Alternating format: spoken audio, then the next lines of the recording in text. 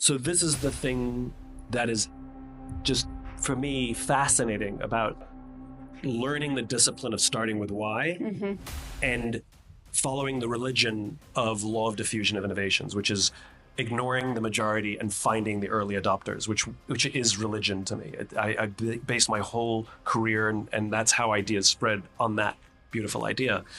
It happened immediately. The minute I started talking about what I believed and stopped talking about what I did, things happened immediately. So for example, if I would go to a dinner party where you sit on a plane and somebody says, "What do you do?" and you actually answer that question, if you're lucky to find 10% of the people who are actually interested in that, you can have a conversation.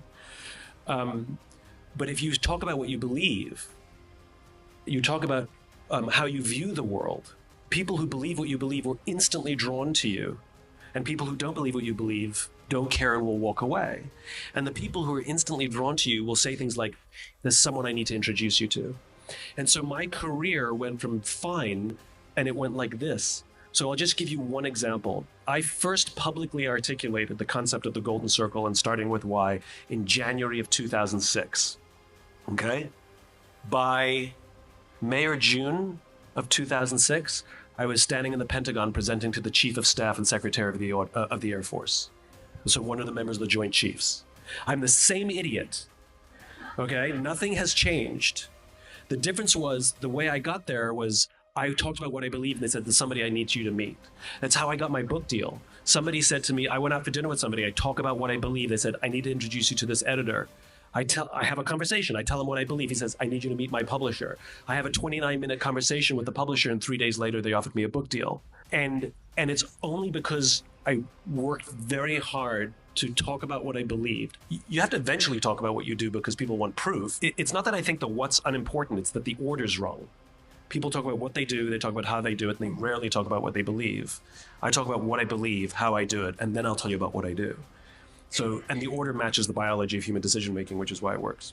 I think there's a lot of ideas in the market that the sellers of those ideas, whether they're commercial ideas or just philosophical ideas, the sellers of those ideas, the spreaders of those ideas, are looking for the buyers to just believe or take it on faith. Like the universe will provide. That's one of my favorite ones. You just ask the universe, And I'm totally fine with that. But my question is, why does the universe do that? Like, I want to know the reason why that happens. Like, I'm not satisfied with, if you start with talking about what you believe, then things will follow. I know it's to be true, but why? And if you ask that question enough times, necessarily you end up at the origins of the human species and anthropology and biology and why this legacy machine was built the way it was to respond to the world around us so that we will survive. And so necessarily when you start asking the questions about those things that we're asked to take on faith, you end up at biology and anthropology, and it sort of all starts to make sense. It also helps you understand why things don't work, or when our systems get short-circuited. We're a very old machine living in a very modern world. We're not built for this. What's interesting about the story of humanity and the concept of Leaders Eat Last, first of all, the title, Leaders Eat Last, comes from a conversation I had with a Marine. I said, "What makes Marines better than all the others?" And he said, "Officers eat last." And it's a concept shared across the military. It just happened to be with a Marine. That's where that title comes from. And the opening story in Leaders Eat Last is a war story. I like to joke that they're in the military, they give medals to people who are willing to sacrifice themselves so that others may gain. And in business, we give bonuses to people who are willing to sacrifice others so that we may gain. But the true origin story for Leaders Eat Last, which is not in the book, came from and I don't talk about it that often. I have talked about it, but I don't talk about it that often, which is I had the opportunity to go to Afghanistan with the Air Force. I had been doing a lot of work with the mobility forces. The air mobility forces are the branch of the Air Force that are responsible for all of the big planes that don't drop bombs or shoot bullets. So no fighter jets, no bombers, but the tankers, the cargo planes, Air Force One, all of that stuff belongs to Air Mobility Command. And the general who was in charge, he said, "You've got to know us really well, but it would mean a lot to me if you would be willing to go to Iraq or Afghanistan to see our men and women perform their duty. I would like you to see what they do. Would you be willing to go?" And I said yes. And they chose Afghanistan. And I didn't tell my family and very few friends for the simple reasons I didn't want them to worry. I told my parents that I was going away with the Air Force for a few days. True. I told them I was going to Germany. True.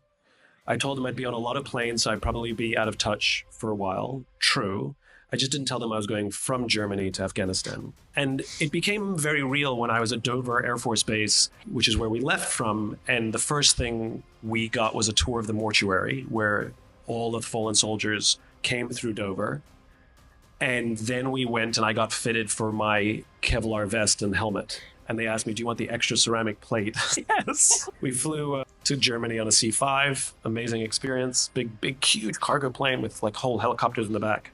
And then we flew to Bagram on a KC-135 tanker. And the Air Force was stretched so thin that they were using tankers to bring inbound stuff. These planes aren't designed to land in war zones. They have no defensive capabilities. They have no flares. They have nothing.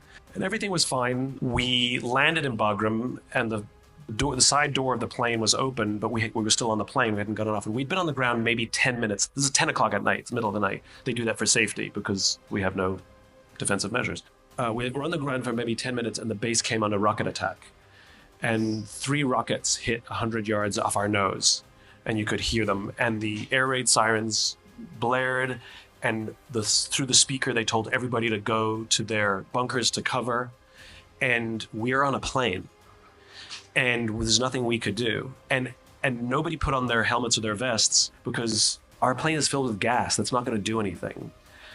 And everybody was weirdly relaxed. And for those who view, and I think there's a couple of you in the audience who've been in a war zone, you have all the feelings you're supposed to have, but you don't have them at the right times. So I was relaxed.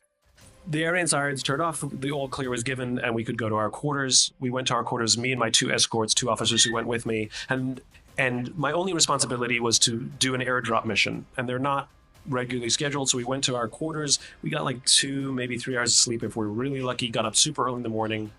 Then we did an airdrop in a C-17 where we flew an hour and a half out to the middle of Afghanistan to a forward operating base, dropped down to 2,000 feet, the big door opened at the back, and supplies parachuted out the back. And we were sitting right there watching it happen. It was an incredible experience. Come back to Bagram after the mission was completed, and now the goal is to leave the country. And nothing's really regularly scheduled, and you have to find a plane that we could get on to come home. And we did. We found an aircraft that was an outbound aeromedical mission, which means they're taking back home fallen soldiers and Marines and airmen and sailors out of the war zone. And we had to get permission from the pilots. They said yes. And then we waited and waited and waited and waited and waited and waited and waited and waited and waited and waited. And eventually we got on the plane. All of our stuff was strapped down. And about 5 minutes before we were supposed to leave, the pilot came up to us and says, I need to bump you. I need more room for stretchers. And if there's ever a good reason to get bumped off a plane, this is about as good as it gets. So we got off the plane, and now the goal was to find another plane we could get on. And that's when we found out that there were no other planes going in the direction we needed to go until Tuesday, and it was only Saturday. And in that moment, upon receiving that news, every fiber of my being sank. I could feel the panic coming now that I didn't have before. I became a person that I am not, and I could see it happening. Like one of the PA officers, one of the public affairs officers said, I can get you on a flight to, Kyrgyzstan, but you don't have the right visa. And I put my finger in his face and I said, you get me on that plane. Like, I don't talk to people that way. I was consumed by fear. We went back to our quarters. We're all pretty exhausted. And I lay on the bed and I close my eyes. No way I'm sleeping. And my mind is racing, but I close my eyes. One of the officers said, well, I'm going to see if I can find another flight. And he left. And the other officer said, well, I'm going to go to the gym. And because I was in my bed with my eyes closed, he thought I was sleeping. And as he walked out the room, he turned off the lights. I'm now left by myself in this dark room. My mind is racing. And I'm consumed by fear. I am now convinced. I would bet money I'm 100% convinced that there's going to be another rocket attack. It's definitely going to land wherever I am. And the way that my parents are going to find out that I am in Afghanistan is that someone is going to knock on the door and tell them. I'm convinced. I don't want to be there. I regretted saying yes. I'm lonely. I'm in the purpose business, so I get this. And so I thought to myself, okay, you don't have a sense of purpose. That's what you need. You need purpose. You need purpose. Okay, so I started inventing purpose. I'm like, you're here to give witness and then come back and tell their story. And I'd feel amazing. And then like 3 minutes later, I wasn't amazed. I was back into deep panic and fear. And I would do this a couple of times. I would come up with some nonsense. And I think we do this ourselves. We come up with some rationalized nonsense that sort of lasts a little bit. And everything was exaggerated and compressed for me, you know? And I couldn't come up with anything else. And so I lay in that bed and I gave up.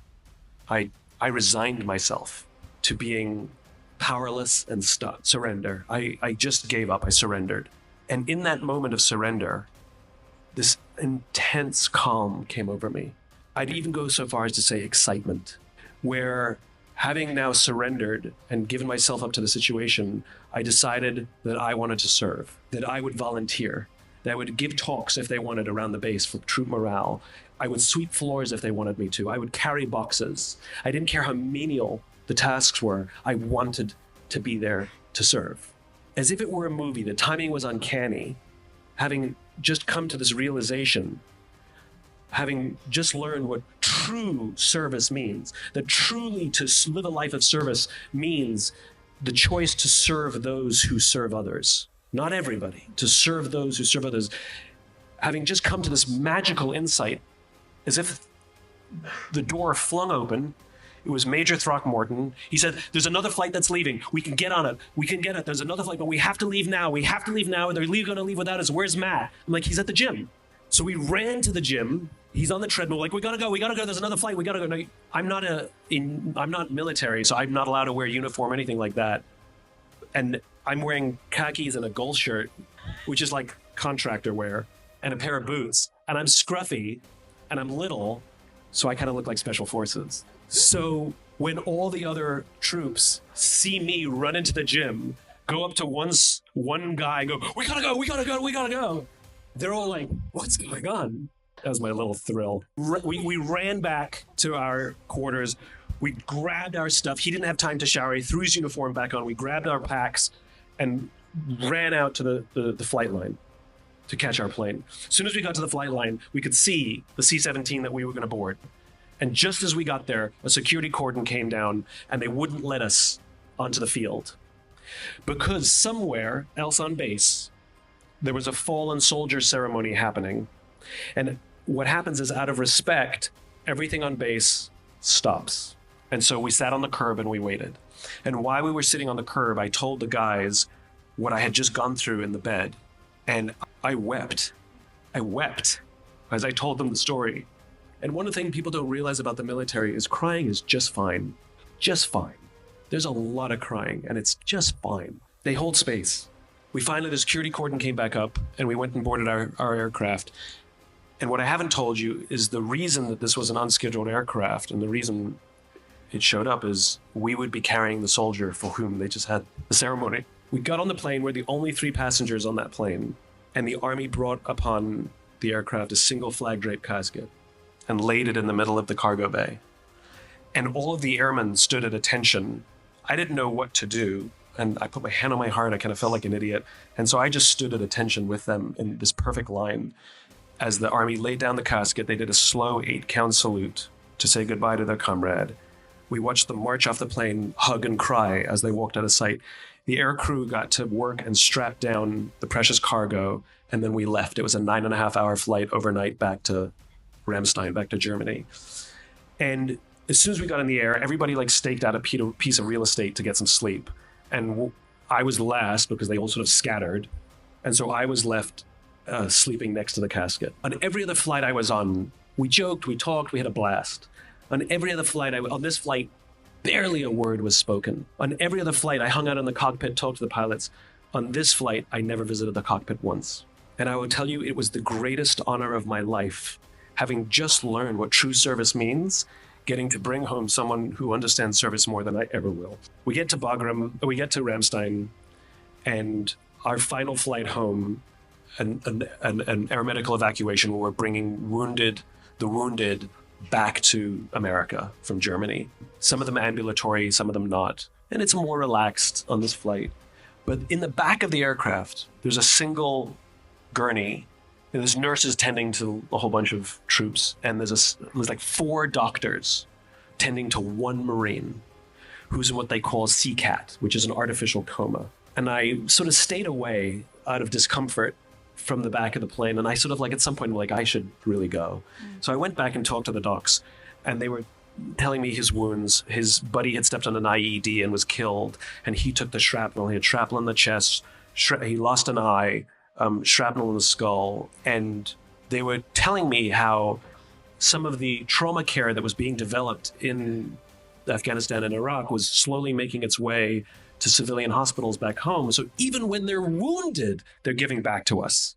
And the head doc, the guy in charge, was a reservist from Austin who works in an ER. I asked him a question, had I not gone through what I went through. I asked him a question I would never have asked him. I said, you're a good guy. You work in an ER, you save lives for a living. Are these missions different than your job back home? And he looked at me and said, there is no comparison. He said, 90 to 95% of the people who come through the ER are either drunks or idiots. He says there's not a single drunk or idiot here. He says the honor I get on these missions doesn't equate to an entire career. So we made it back to Andrews Air Force Base. We were the last plane to land right before a huge storm came in, which was amazing that they let us land. And we got off Andrews, and there was the biggest rainbow I've ever seen in my life over the base. I'll tell you one final piece to this. The deal I made with the general was that I would go do my thing, and then he wanted me to come back to headquarters and report out what I had seen and share any insights that I may have gleaned. And so about 2 weeks later, I went back to headquarters and did just that. And I stood in an auditorium smaller than this, and all of the brass was there, all the generals, a bunch of colonels, like all of the brass were there. And I told them what I went through in the airdrop and some things that I was really impressed by and some little tweaks that I could see. And I was going over in my head, do I want to tell the story of coming home with this casket? And I sort of like was debating, and I finally decided to tell the story. And the emotions were raw. I mean, it had just happened, and the emotions were raw. And I started telling the story, and I couldn't. I welled up, and I couldn't get the words out. And something magical happened. And you realize the difference between private sector and these magical human beings. And it's happened, if I'm on a stage and I well up and I get stuck, somebody in private sector will say, it's okay, don't worry, right? As if to push you aside. When I got stuck and welled up on that stage, 2 words were spoken by the 4-star who was sitting at the back of the room. He said, go on, as if to say, go on, you're safe, or go on, we're with you. And that's amazing. He didn't say stop.